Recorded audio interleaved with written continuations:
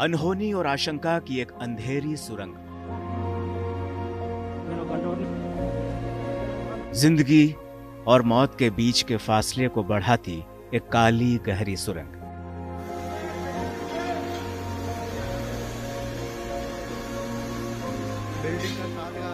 सुरंग में फंसी जिंदगियां और बाहर बचाव की जद्दोजहद।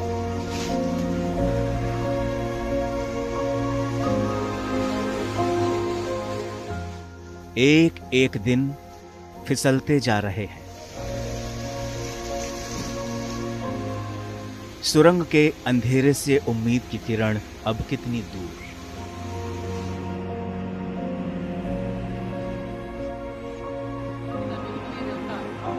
बाईस फरवरी की तारीख एक सुरंग में चीख पुकार को भर गई। एक बड़ा हिस्सा भर कर ढह गया क्योंकि यह टनल बनाई जा रही थी। यह हादसा हुआ तेलंगाना के नागर कुर्नूल जिले में, जहां श्रीशैलम लेफ्ट बैंक कैनाल परियोजना की निर्माणाधीन सुरंग में 8 लोग फंस गए। जब बुलर के पास गए, बुलर से हवा लिए, हवा लेके जाने के वक्त पानी बढ़ा। पानी बढ़ने के बाद मोल गिरने चालू हो गया। उसके बाद हम लोग देख करके पीछे भागने लगे। भागते भागते हम लोग आ रहे हैं। उस टाइम से मतलब आगे वाला आदमी पीछे रुक गया और हम लोग तो निकल गए। और जो निकलने के बाद भी पानी बहा के 2-3 लेबर को ढो के पीछे निकाल दिया। उस टाइम हम लोग जो बेहोश हो गया उसको भी हम लोग उठा करके बेल्ट में चढ़ाए।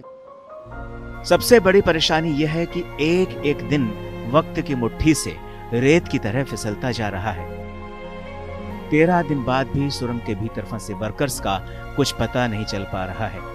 बस एक उम्मीद उन्हें जिंदा रखे हुए है और यही उम्मीद रेस्क्यू ऑपरेशंस को आगे बढ़ा रही है। 12 agencies are working round the clock to find the victims. So unfortunately we are not able to locate them. However, state government and central government, they are putting all their efforts and called the best experts in the entire country. All are here to locate that people. Due to this complexity of this operation, tunnel operation, so far we could not reach any success in this operation so far. सुरंग के भीतर हालात कितने भयावह हैं, इसका अंदाजा इस बात से लगाया जा सकता है कि इसके भीतर हर मिनट 5000 लीटर पानी गिर रहा है। भारी मलबे की वजह से बचाव दल आगे तक जा नहीं पा रहा है। इशू तो है, ठीक है, वो डेब्री पूरा अंदर भरा हुआ है, ठीक है, उसको क्लियर कर पाएगा तभी आगे जा पाएंगे हम लोग। प्लेस के कैमरा जो आप वगैरह लेके गए ना?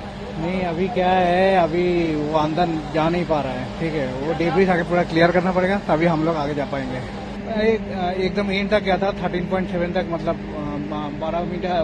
12 किलोमीटर ये गया। हम लोग 2 किलोमीटर पैदल चल के गया, मतलब 14 किलोमीटर तक चला गया था। फिर आगे जाके जो डेब्री भरा है वो डेब्री आगे जाके क्लियर करेगा, फिर होगा। ऐसे में वर्कर्स की बचने की उम्मीद भी कम होते होते 1% तक रह गई है। इसके बावजूद तेलंगाना सुरंग में फंसे मजदूरों को बचाने के लिए बड़े पैमाने पर बचाव अभियान पहले की तरह ही जारी है।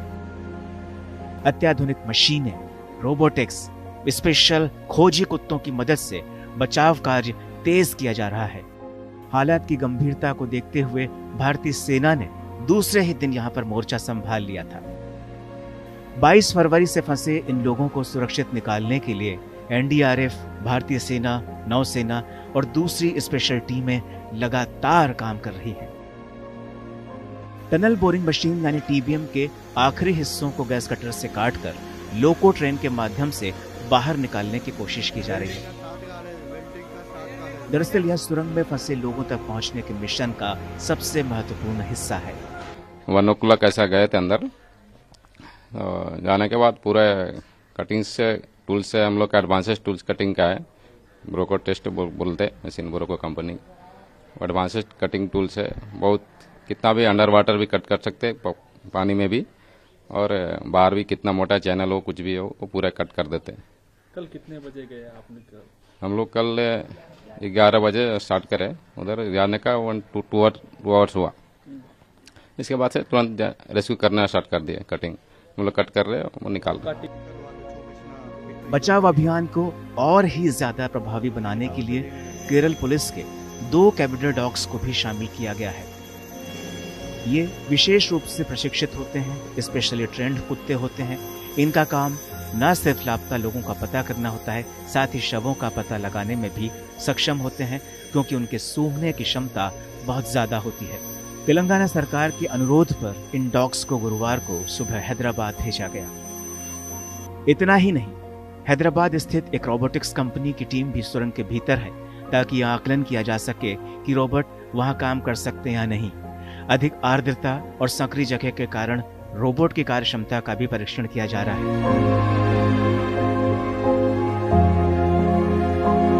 तो साथ ही दिल्ली के राष्ट्रीय भूकंप विज्ञान केंद्र के वैज्ञानिक भी इस बचाव अभियान में शामिल हुए हैं। वो सुरंग के भीतर भूकंपीय अध्ययन कर रहे हैं, ताकि परियोजना के भविष्य के लिए चट्टानों की संरचनात्मक स्थिरता को पक्के तौर पर जांचा, परखा और सुनिश्चित किया जा सके। तो वहीं सुरंग में फंसे लोगों के परिवारों की हालत बेहद दयनीय होती जा रही है, जिस वजह से सरकार और स्थानीय प्रशासन पर भी राहत का दबाव बढ़ता जा रहा है। घटनास्थल पर सुरंग में फंसे श्रमिकों के परिवार लोग पहुंच चुके हैं।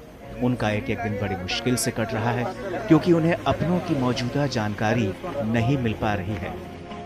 आज 7 दिन हो गए, अंदर की कोई सिचुएशन का पता नहीं चल रहा। कुछ खास अपडेट नहीं दे पा रहा है कि एक्चुअली वो है भी या नहीं रहे अभी तक। तो मिल रहे हैं तो वो लोग बोल रहे हैं कि वो मशीन लगाएंगे, ये करेंगे, वो करेंगे, ऐसे बोल रहे हैं। अभी तक तो कुछ रिस्पॉन्स नहीं मिल रहा है।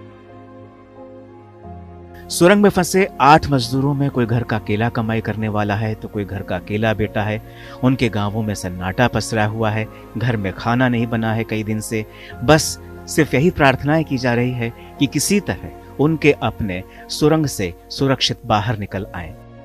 गांव का यहाँ का संतोष साहू कमाने के लिए गया है, वो अभी तक है कैसा नहीं पता नहीं चल पा रहा है। उसका 3 छोटा बच्चा है और उसका घर में अभी खाने पीने के लिए कुछ भी नहीं है। इसी संतोष साहू सुरंग में 11 दिन से फंसे हुए हैं। इसका कोई आता पता नहीं है अभी तक। इसके घर में खाने पीने के लिए भी कुछ नहीं है। आपको याद होगा, पिछले साल 22 नवंबर के दिन उत्तराखंड में यमुनोत्री हाईवे पर निर्माणाधीन सिलक्यारा सुरंग में भी 41 श्रमिक ऐसे ही फंस गए थे। 17 दिनों तक वो मुश्किलों में कैद रहे। सुरंग में फंसे श्रमिकों को बचाने के लिए एक बड़ा रेस्क्यू अभियान भी चलाया गया, जिसमें इंटरनेशनल एक्सपर्ट भी शामिल हुए। 17 दिन रात की मेहनत के बाद 41 मजदूरों को सकुशल बचाकर देश के लिए एक नजीर पेश की गई। अब ऐसे ही चमत्कार की उम्मीद तेलंगाना में भी की जा रही है।